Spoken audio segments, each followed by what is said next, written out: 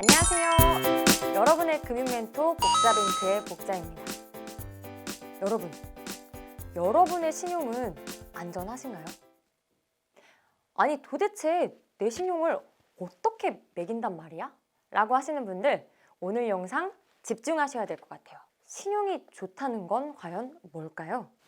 그래서 오늘은 신용 점수 또는 신용 등급이 무엇인지 알아보고 이게 낮으면 또는 높으면 뭐가 안 좋고 뭐가 좋은지 알아볼 거예요.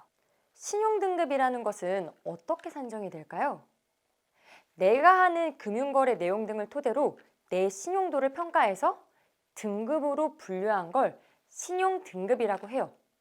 은행 가서 대출을 받거나 신용카드 만들 때 이 신용 등급이 얼마나 좋냐에 따라 대출 한도, 카드 한도, 그리고 대출 이자까지 결정이 된단 말이에요.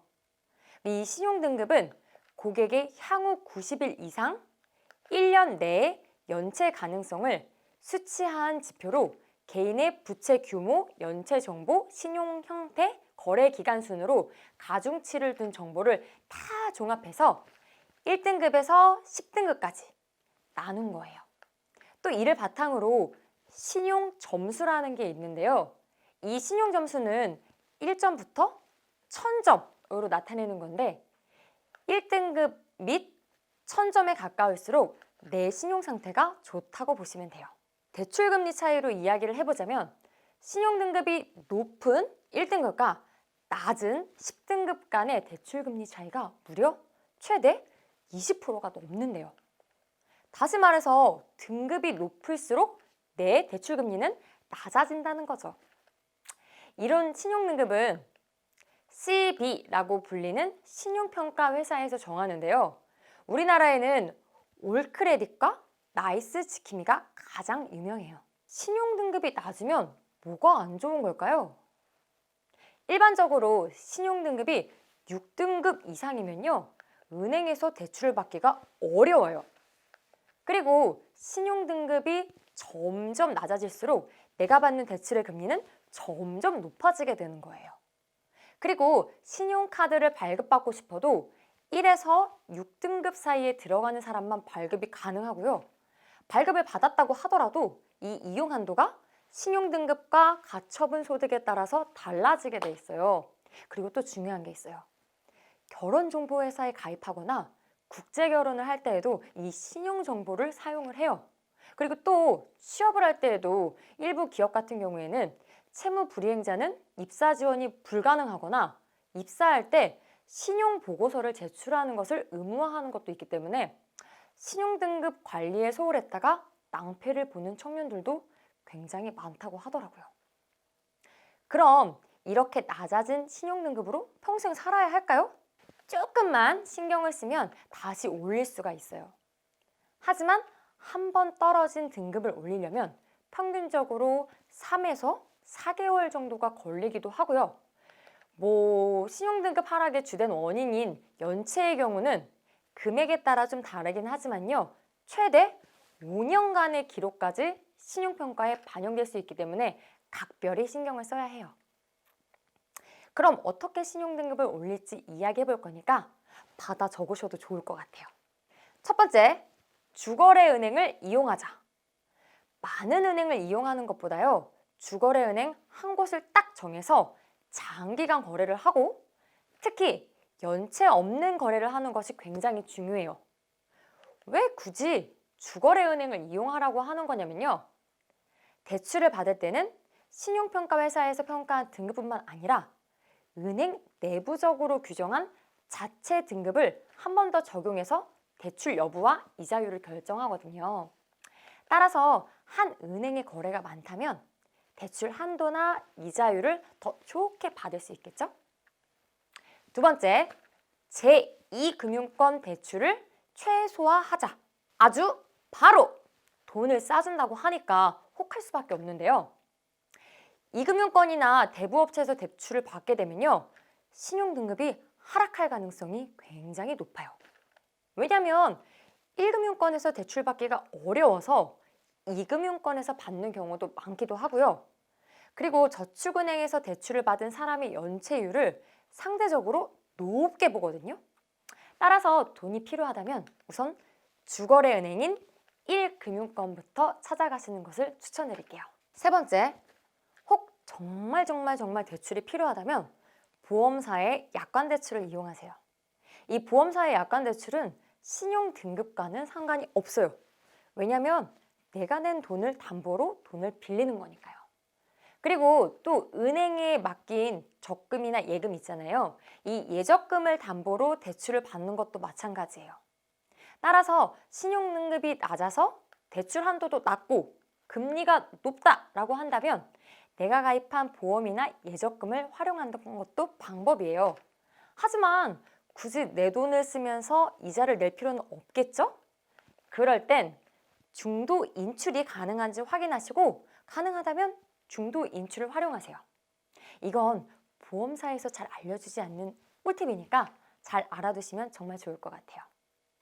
그리고 네 번째, 연체금이 있다면 가장 오래된 것부터 납부를 하고 전체 건수를 줄이는 게 중요하다. 큰 금액의 연체를 먼저 갚기보다는요, 전체 건수를 줄이는 것이 중요하고요. 그리고 같은 기간이라면 당연히 규모가 큰 것부터 줄이는 것이 좋아요. 그리고 대출이 있다면 대출이 없는 경우보다 상대적으로 신용평가에 불리해요. 근데 간혹 이런 사람들 있어요. 대출금도 있는데 대출금은 이만큼씩 갚으면서 적금만 이렇게 넣으시는 분들. 사실 적금을 한다고 신용등급이 좋아지는 것은 아니나 대출부터 상환을 하면요. 적금 대비 대출금리가 높으니까 당연히 상환하는 만큼 이득이겠죠? 다섯 번째, 거래 이력이 남지 않은 현금보다는 카드 사용을 하는 것이 좋아요. 왜냐면요.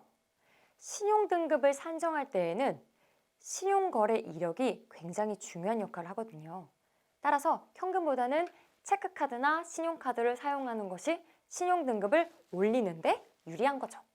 다만 현금 서비스나 카드로는 빈번하게 사용하면 그만큼 신용도가 안 좋아진다는 거 꼭 기억하세요. 언제든 찾아 쓸 수 있다는 장점은 있지만 금리도 엄청 높고 사용하면 사용할수록 신용등급은 막 떨어지거든요. 여섯 번째, 신용카드를 사용할 때는 할부로 결제하는 것보다 일시불로 결제하는 것이 좋다. 사실 카드 부채 수준이 적정하다고 하면 일시불이든 할부든 큰 영향은 없지만요. 이 할부를 지속해서 이용을 하게 되면 일시불에 비해 앞으로 결제할 카드 부채가 계속 남아있는 거잖아요. 그러니까 이 신용 평점에 부정적인 영향을 미치게 되는 거예요. 그래서 가급적이면 할부보다는 일시불로 이용하시는 게 좋아요. 일곱 번째, 신용카드 한도 내에서 35% 이하 정도만 사용하는 것이 좋아요. 그러니 가능하다면 카드 한도를 최대한으로 내 그 신용카드 한도를 늘려놓는 것이 좋아요. 왜 한도가 100만 원인 사람이 35만 원을 사용하게 될 확률이 한도가 1000만 원인 사람이 350만 원을 사용할 확률보다 훨씬 크니까요. 그러니 한도는 상향 가능한 금액만큼 높여놓는 게 훨씬 나아요. 그리고 실제로 신용 1등급인 사람들은 보통 신용카드 한도의 20% 이하를 사용한다고 해요.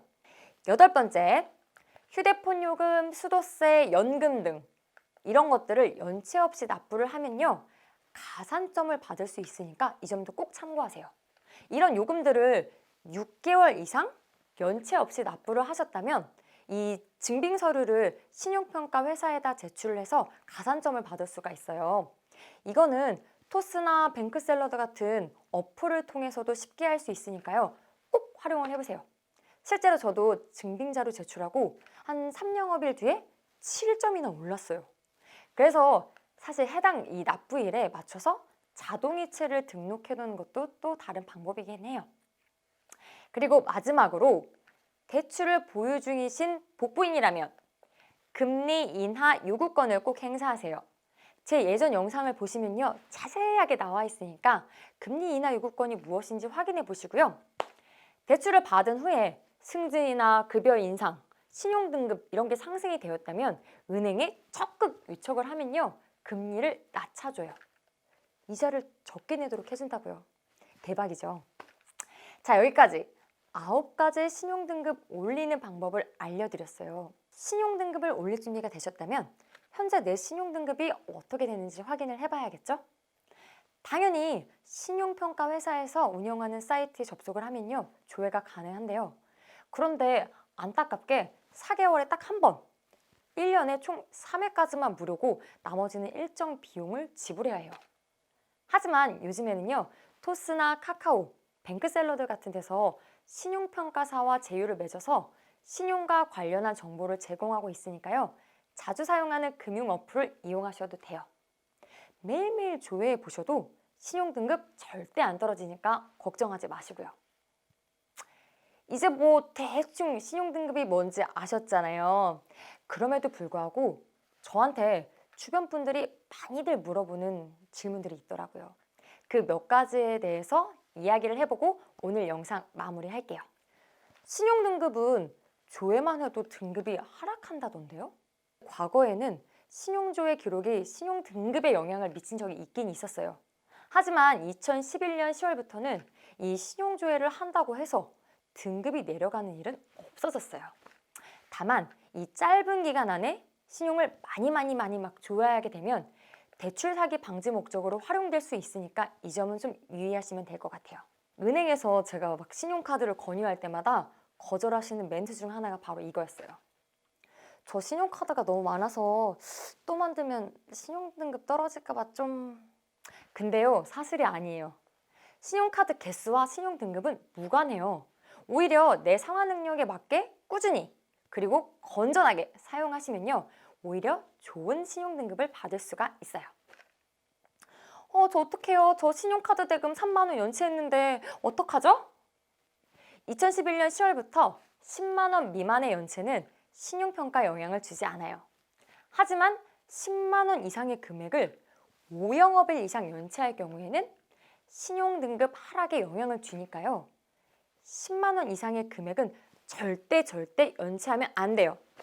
10만 원 이상을 5영업일 이상 연체하면요, 신용등급이 하락하는 것뿐만 아니라 이 상환일로부터 최대 3년간 신용평가에 남아요.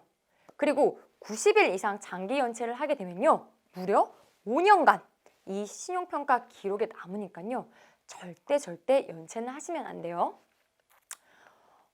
신용카드 쓰면 신용이 별로 안 좋을 것 같아. 난 무조건 현금 아니면 체크카드 쓸래. 제 친구 중에 이런 친구가 한 명 있었어요. 이 친구가 30살이 다 되어가도록 신용카드 없이 살았거든요. 금융거래 정보 부족으로 판단할 만한 자료가 전혀 없었기 때문에 4등급 받았어요. 적절한 신용카드 사용은 내 신용등급 향상에 도움이 된다. 이 점 꼭 기억하시고요. 여기까지 우리 복부인들의 신용등급을 향상시키기 위해 복자가 준비한 내용이에요. 우리 복부인들 신용등급 잘 관리하셔서 모두가 1등급이 되는 그날까지 저 복자는 응원하겠습니다.